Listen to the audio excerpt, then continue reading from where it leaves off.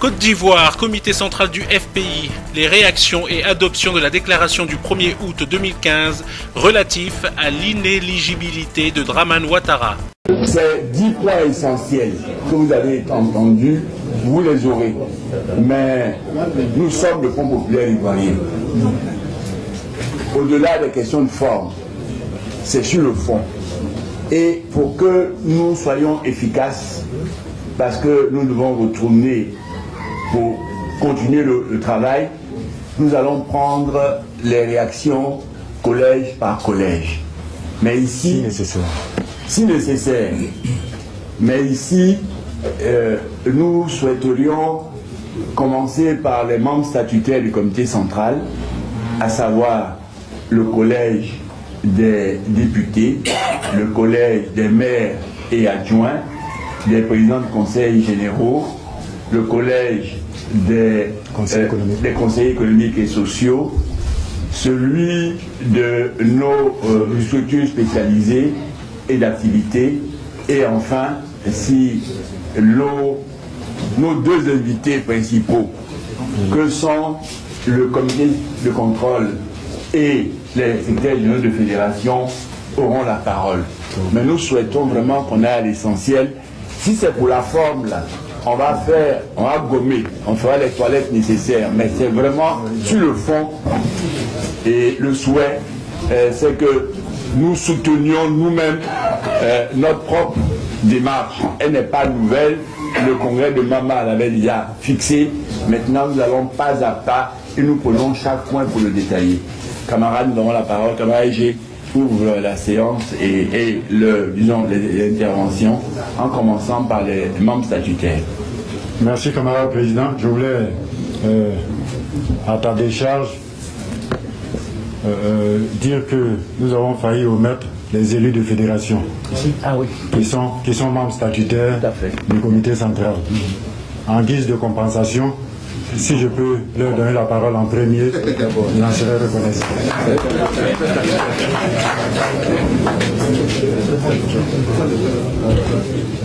Si le représentant des élus de fédération, il n'a pas, les députés, vos collègues des députés. Qui veut prendre un ou deux représentants? Le camarade m'a dit, Mouabé, il y a un micro. Avec les élus des fédérations. Ah, bon. Ce que je voudrais dire au niveau sur le camarade Gogo Guilhem Frédéric, élu de fédération de Tchapou. Le texte qui a été écrit, il est intéressant, il est très bon. Ce que moi j'aurais voulu, ce que nous voulons, c'est que ce texte-là soit diffusé partout, dans les villages même, pour donner au chef du village. Deuxième chose, laissez-moi parler les points importants, c'est-à-dire tous les points importants concernant la Constitution doivent être mis en grâce, en caractère de fait grave, pour que les gens puissent voir. Et nous voulons également que le journal qui a fait paraître, disons, le comité final soit diffusé pendant une semaine. Et intégralement. Merci camarade. Merci camarade. Le représentant des élus nationaux. Cependant, cependant, il y a quelque chose que je n'ai pas bien senti dans la présentation liminaire, vous l'avez dit, mais le texte ne l'a pas fait ressortir. Imaginons que notre texte sorte demain et que mardi, Alassane dit, moi je ne suis plus dans vos élections. Nous, RPI, on est quoi? C'est vrai que le Congrès a déjà dit qu'on n'irait pas aux élections. Est-ce qu'il n'aurait pas été bien qu'on glisse un mot dans notre papier pour dire que le Congrès nous a dit de ne pas aller aux élections dans ces conditions-là, Voilà, c'est ça qui est bon. Merci camarade, c'est noté. Le texte est très bon et au niveau des maires, nous soutenons la proposition du camarade du comité, mais je voudrais ajouter que la sortie du texte se fasse dans un spécial du journal Le Temps, de sorte que ce spécial-là soit et de documents que nous allons conserver à tout temps et en tout lieu. Donc nous soutenons le texte et nous sommes pour tout ce qui a été dit là-dedans. Je vous remercie. Merci, monsieur le maire. Conseil général et de district. Pour ceux qui ne le sauraient pas, je suis le premier vice-président du conseil général de Soubré. Donc je suis qualifié pour parler au nom. Je voudrais dire, c'est Bruno Hanoï, premier vice-président du conseil général. Les conseillers généraux de Soubré ont analysé avec attention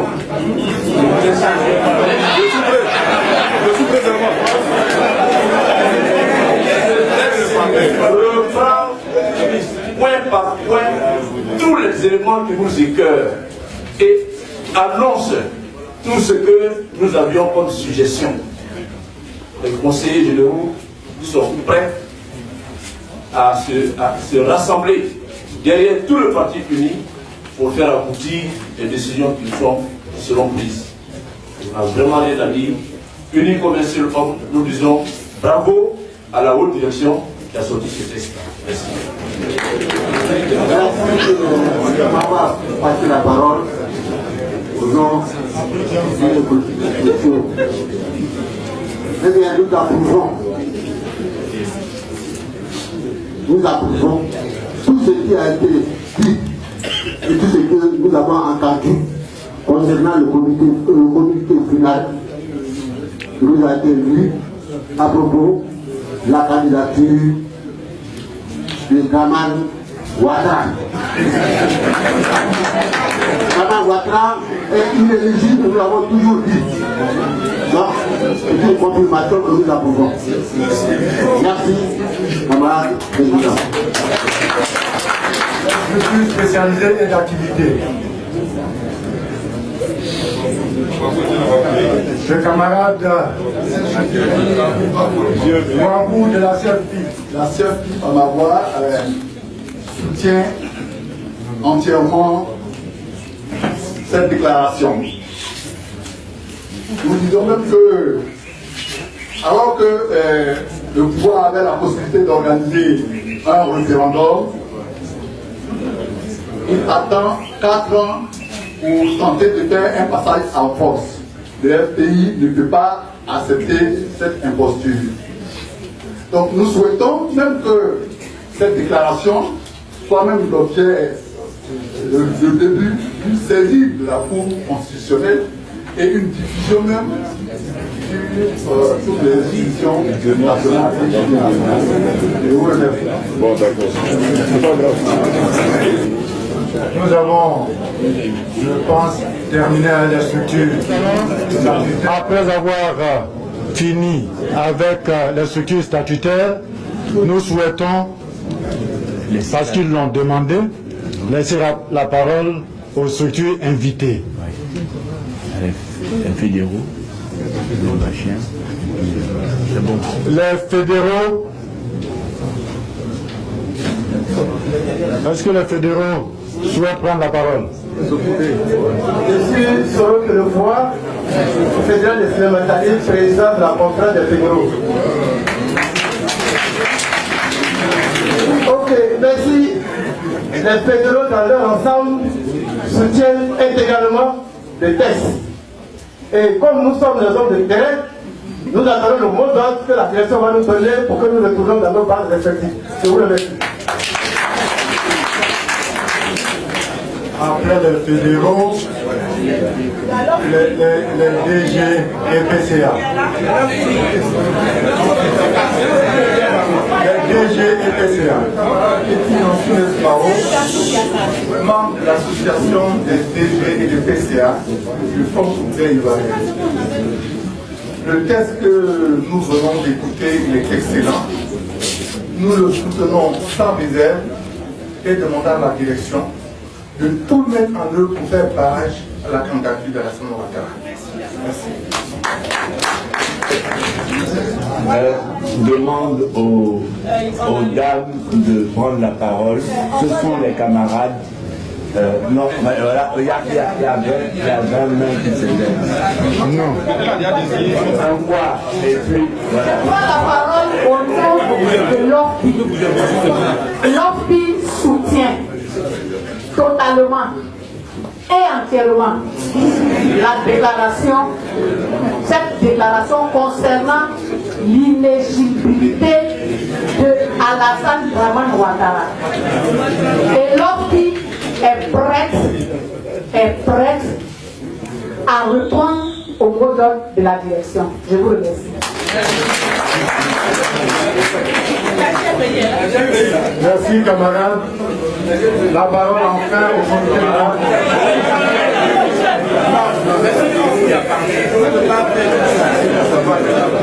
Merci camarades. Le comité de contrôle, par ma voix, et au nom de son président, Julien Hubert, incarcéré à Tabou, dit ses remerciements d'abord au comité central, donc salut au comité central, de l'avoir invité à cette section extraordinaire. Et je voulais dire que le président du comité de contrôle a soif de vous voir à Daou. On parle directement de la direction. Par rapport à la déclaration, le comité de contrôle dit que cette déclaration a le mérite de faire deux choses.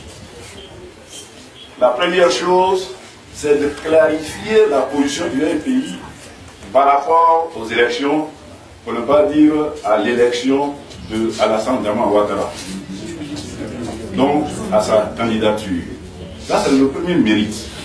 Mais le deuxième mérite, c'est d'enlever dans la conscience des uns et des autres qu'à partir du moment où c'est le président Gbagbo qui avait, par rapport à ses fonctions, utilisé l'article 48 pour valider l'éligibilité d'Alassane Dramane Ouattara, donc en subsidiaire le FPI, il était important que le FPI dise de façon claire sa position pour dire que Alassane Dramane Ouattara était dans un cadre exceptionnel et que maintenant que la Côte d'Ivoire est devenue normale, on doit revenir à notre constitution.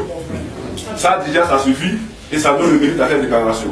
Le comité de contrôle soutient totalement la déclaration et recommande au comité central d'endosser cette déclaration. Je vous remercie. De contrôle d'avoir si brillamment conclu les interventions. Je voudrais, avant de passer à la formule d'adoption de cette déclaration, présenter mes excuses à tous ceux qui avaient espéré prendre la parole et qui se sont signalés, mais à qui on n'a pas pu la donner pour des questions de procédure adoptée à l'avance. Camarades membres du comité central, après avoir entendu vos réactions sur le texte à vous proposer par le secrétaire général, nous souhaitons passer à présent à l'acte d'adoption formelle de cette déclaration. Ma proposition, si elle adhère, si le président y adhère, serait par une acclamation debout.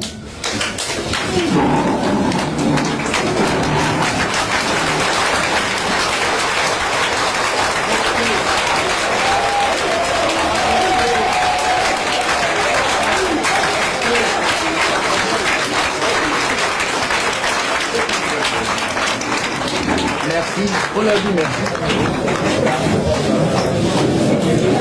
merci. Merci à vous, camarades statutaires du comité central. Merci à vous, camarades de structure invités. Nous reconnaissons le FPI tel qu'il est et tel qu'il ne changera pas. Merci, camarades. Nous allons à présent avec votre permission, procéder à la lecture du communiqué final en interpellant le secrétaire national chargé de la communication. Le camarade César est tout pour la lecture du communiqué final. Fonds populaire ivoirien, comité central extraordinaire 03-2015, le communiqué final. Sur convocation du secrétariat général, le comité central du Fonds populaire ivoirien s'est réuni en session extraordinaire élargie au comité de contrôle et aux secrétaires généraux de fédération le samedi 1er août 2015 à Abidjan, Cocody, Rivera Golf, de 11h à 11h45, sous la présidence du camarade Laurent Akoun, président délégué du parti, assisté du camarade Boubacar Koné, premier secrétaire général adjoint, porte-parole par intérim. L'ordre du jour de cette session a porté sur un point unique: l'analyse des conditions de l'élection présidentielle d'octobre 2015. Ont répondu présents à cette session extraordinaire, en dehors des excusés pour des contraintes d'exil et d'emprisonnement politique, toutes les structures du parti, comité de contrôle et fédération, les membres statutaires du comité central à travers les collèges suivants: collège des élus de fédération, collège des députés, collège des présidents de conseils généraux ou de district, collège des maires, collège des structures spécialisées et d'activités, collège des conseillers économiques et sociaux.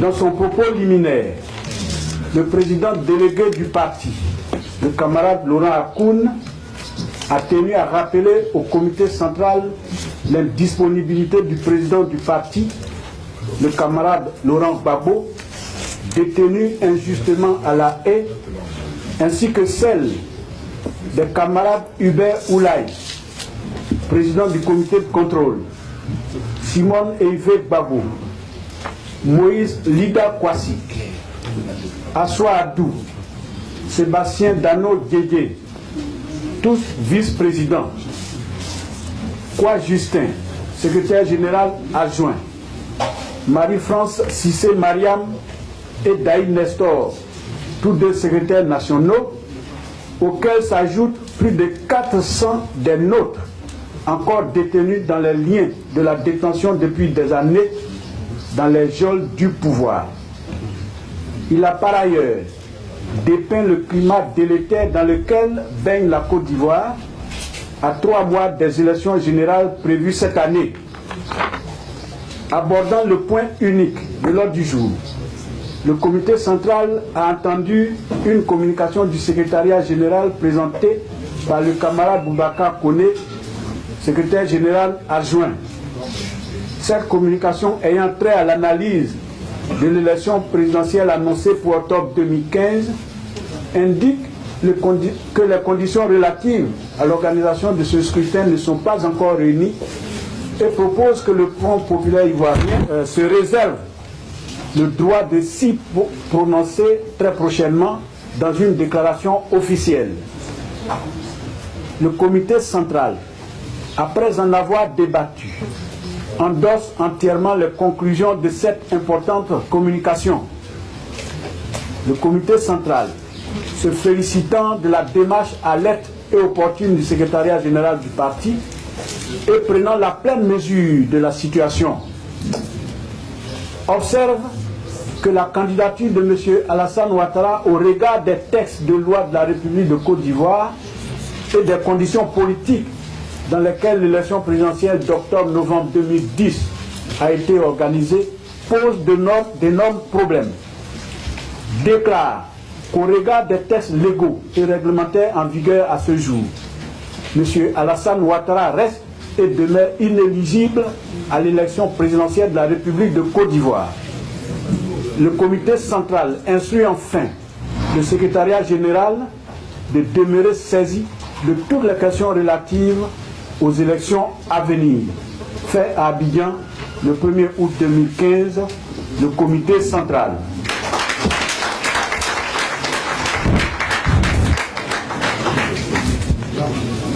Camarade secrétaire national, je voudrais, avant de permettre au président de conclure et de lever la séance,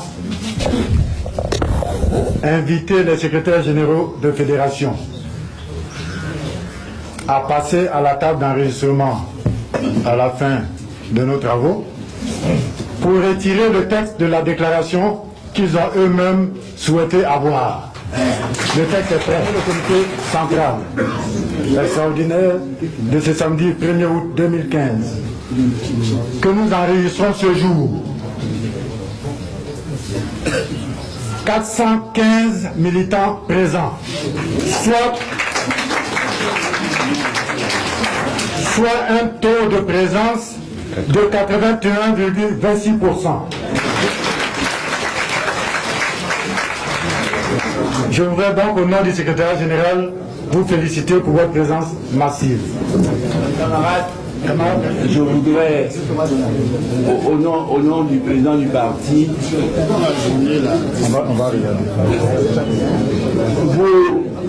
vous remercier et vous féliciter.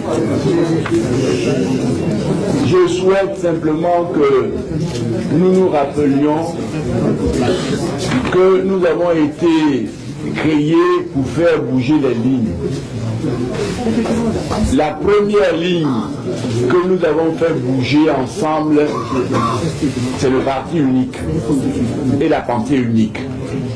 Aujourd'hui, nous affrontons un autre défi qui se traduit par l'imposture et qui prend tout le visage de la dictature qu'on veut nous faire avaler.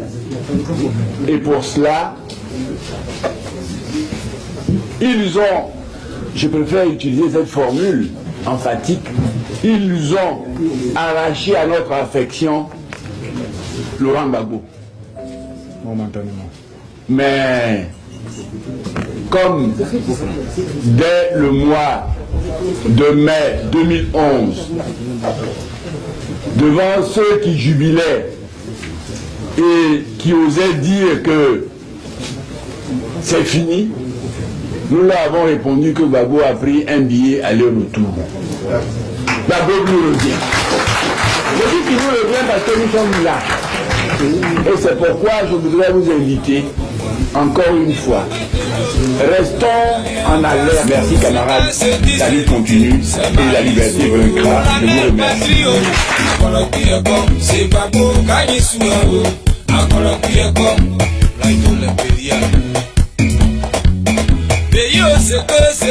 C'est que